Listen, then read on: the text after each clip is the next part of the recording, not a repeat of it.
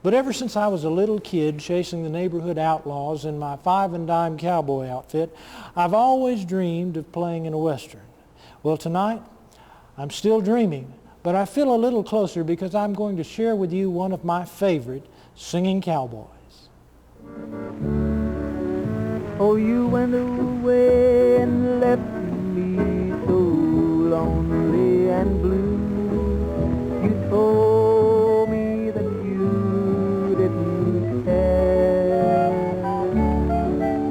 and now I am crying my heart out for you, but you never know the pain I bear.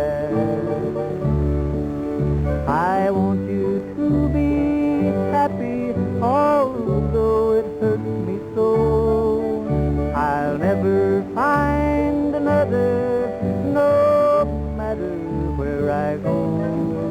Oh, you went away and left me so lonely and blue, and I'm crying my heart out for you. I'm here at the Georgia Music Hall of Fame and Museum in Macon, Georgia. And it's here that Georgia's native sons and daughters of music shine their brightest.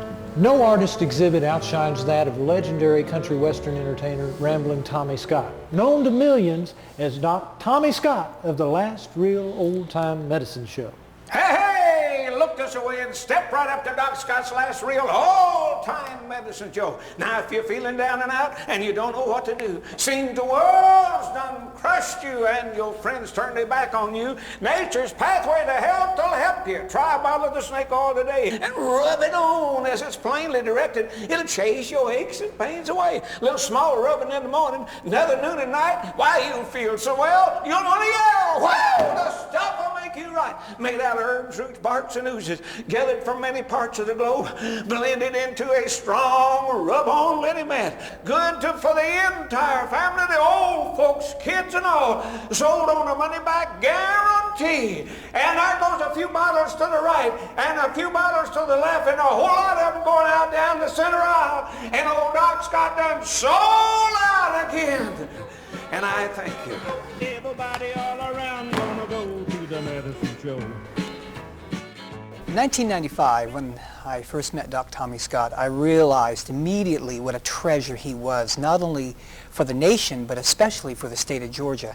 And when he offered to house his materials and store them long-term in the archives of the museum, we knew it was going to be a treasure, not only for present visitors to see, but for future generations, because Doc Tommy represents a whole generation that's now gone.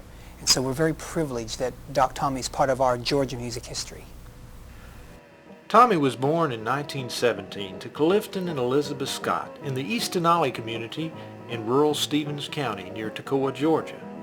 Tommy Lee Scott was said to be an energetic young boy. Growing up on his parents' farm, Tommy was taught the lessons needed to prepare him for a life of farming cotton and corn.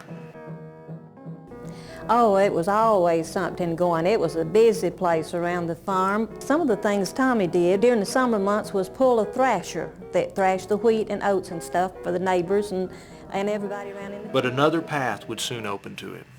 Back during the Depression, money was pretty hard to get a hold of, and I went to a pawn shop and got my first guitar. Thing cost me about, I guess, $6 or $7 is all. And of course, I didn't know how to play. And we had a hired hand on the farm, and his name was Boy Singleton. And he taught me the first chords on the guitar, and I just beat along on that thing and just listened to the radio at different songs and so on, and that's the way I taught myself how to play and sing. Young Tommy made one of his first public appearances at a fiddle contest at the age of 10. Soon, between his chores on the farm and studies at school, his interest in music would take over every free moment.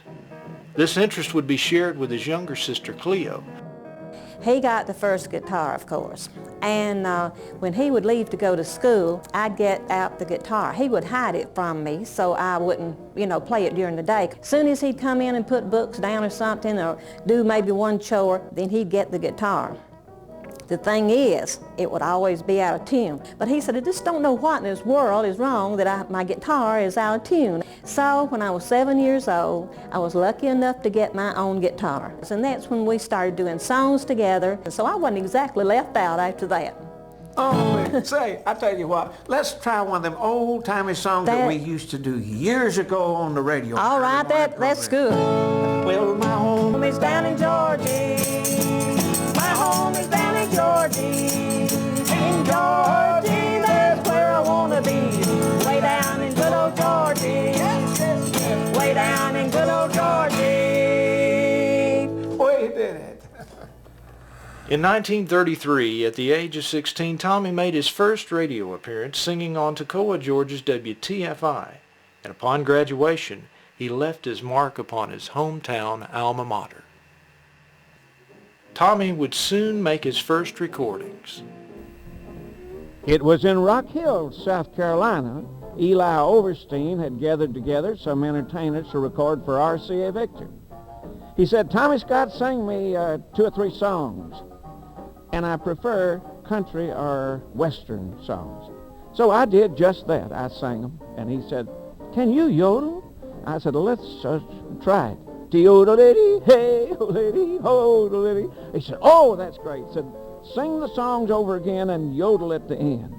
And I did that, and he said, you know, Jimmy Rogers passed away recently, and, well, we just might try some yodel songs with you. But I don't know whether they ever released them or not. In 1936, Doc Chamberlain's medicine show rolled into Toccoa, Georgia. As one of the attractions, he held a talent contest. The old medicine shows always had a beauty contest and an amateur contest. So I swung my guitar over my shoulder, and I went up and was on Doc Chamberlain's medicine show contest, and I won. And he took me back behind the curtain there after it's over and said, I want to hire you. You meet me in 3 weeks down in Everton, Georgia. Tommy returned home, hoping to convince his parents he should take the job. I told my dad and mama that I was going to go on a medicine show. However, I figured all the time my dad would like for me to stay there and farm, because he and his father did that, you know. But anyway, he said, you need to do what you want to do. It looks like you want to play that old guitar. I don't understand that and how you can make money doing it. But you go on and do what you want to do, because they can put you in jail and they'll have you a place to sleep and feed you. And you need to be doing what you want to do all your life, and that's what I've been doing. Tommy never expected this job would change his life, but it would. I stayed with the show about 1.5 years, and during this time, Doc taught me how to do the pitch and how to manufacture and make up the medicine. And then when a little bit later, he said, you know, he did one talking doll, and then he said, I think we ought to have 2 talking dolls on the show. And we went down and got a piece of cypress, and we made old Luke McLuke right here. And you see, I control him in the back here, and I use 2 different voices. Like, I can say, Luke, hi, what do you want? And he's got a second voice. You see, that's the way it works. And his body is an old Guff oil can. He's completely homemade, and he's the only one that's on my show that's never caused me any problems and never asked for a raise. When Doc Chamberlain felt he had taught Tommy the ropes, he told him he was going to retire and wanted him to continue with the show. He gave me the formula to the snake oil and to the Herbalac, and he went down to the bus station, bought me a ticket, and he said, you're going to be a great showman someday. I want you to keep it up. With the popularity of cowboy singers, Tommy decided to take the stage name of Texas Slim.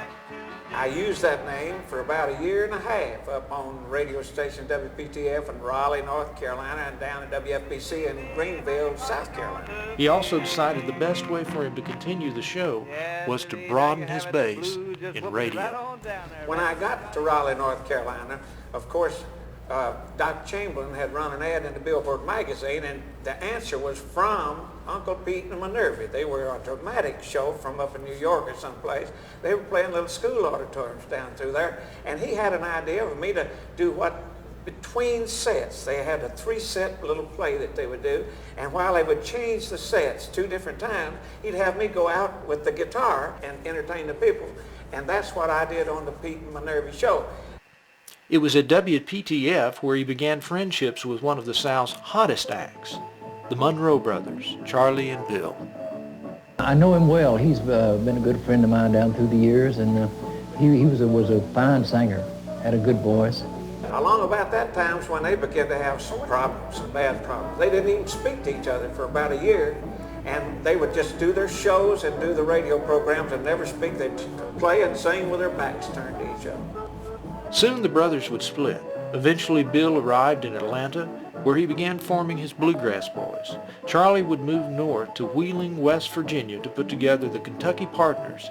This split would offer Tommy his next opportunity. I went home for a couple of weeks and I got this letter from Charlie, and it was addressed to Texas Slim, Toccoa, Georgia. I would like for you to come immediately to Bluefield, West Virginia, because I am going to start rehearsals right away. Tommy would join Charlie as his frontman, with billing as Ramblin' Scotty. Charlie did not have a sponsor when he got there to the station, so what he did, he said, look, you've got your patent medicine, and I would like to put it on the air. And I said, Charlie, I don't have any money. He said, well, I'll tell you what, you furnish the medicine, but I want it under my label. Instead of Herbalac, I would like to get me a name. He did get a name called Mannery. They would become business partners in the Mannery Medicine Company using Tommy's formula and the Kentucky Partner radio shows to sell the medicine. This arrangement would prove very successful as they reached sales of more than 10,000 bottles per week. I wrote the theme song for Mannery. Mannery is on the air, and we hope that you are there, and on and on. Well, I met Tommy a long time ago, up in Wheeling, West Virginia, and that was in 1939. From mid-1939 to late 1940, Ramblin' Scotty moved with Charlie to WHAS Louisville, Kentucky, where he formed a comedy duo with Dave Aikman. Aikman would go on to make his string bean character famous on the Grand Ole Opry and Hee-Haw. String Bean joined me for, well, a year and a half or more, playing personal appearances across the United States and Canada. And String Bean and Estelle, his wife, and Frankie and I were the greatest of friends, the closest of friends throughout the entire years. Tommy would continue working with the Kentucky Partners, moving to WFBC in Greenville, South Carolina, and also WBIG in Greensboro, North Carolina. They were also heard by transcription over the Mannery network of stations.